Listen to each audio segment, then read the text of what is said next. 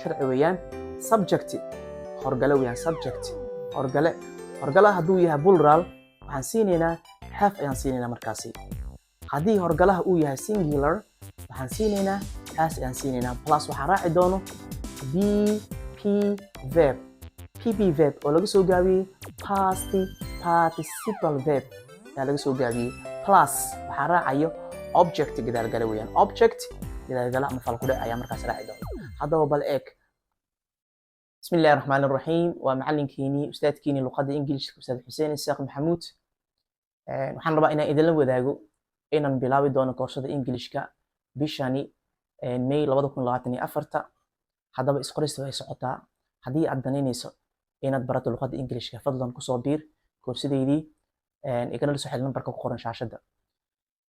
koorsada ingiliishka waxaan ku qaadan doonaa sida casharada wada sheekeysiyada A iyo B-ga ah oo conversation ah si aad ma aragtay aad u awoodaa inaad ku hadashaan luqadda ingiliishka. conversation wada sheekeysi A iyo B aa sheekeysana A wuxuu oranayaa you are little angel waa yar fudfududahay. qof fudfudeed ku jira waa you are little angel waa yar fudfududahay. So has the math been forgotten from you? malmalka miyaa laga ilooway? So has the math been forgotten from you? malmalka miyaa laga ilooway? B wuxuu oranayaa you are uncouth waa idin daran tahay. You are uncouth waa idin daran tahay. uncouth. So don't force me ha igu khasbin. So don't force me ha igu khasbin to hit you inaan kugu dhufto the ceiling indhaha bartooda.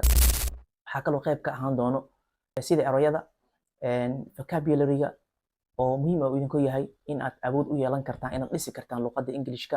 anway areas doof waa coon. You are doof waxaa tahay coon.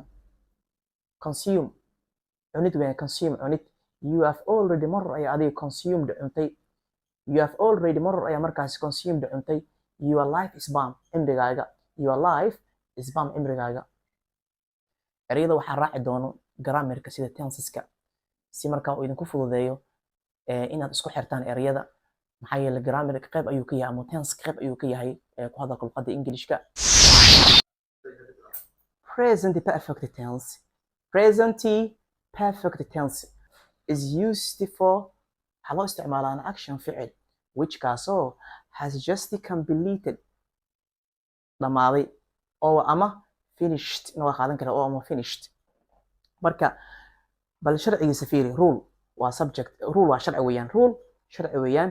subject horgale weeyaan. subject horgale hadduu yahay plural waxaan siinaynaa have ayaan siinaynaa markaasi. haddii horgalaha uu yahay singular waxaan siinaynaa has ayaan siinaynaa plus waxaa raaci doono pp verb oo laga soo gaabiyey past participle verb ayaa laga soo gaabiyey plus waxaa raacayo object gadaalgale weeyaan. object gadaalgale ama falkudhe ayaa markaas raaci doono. haddaba bal eeg. I, we, you, they halkaa waxay qaadan doonaa have ayay qaadan doonaan. halka he, she, itna ay qaadan doonaan has maadaama ay singular ay yihiin.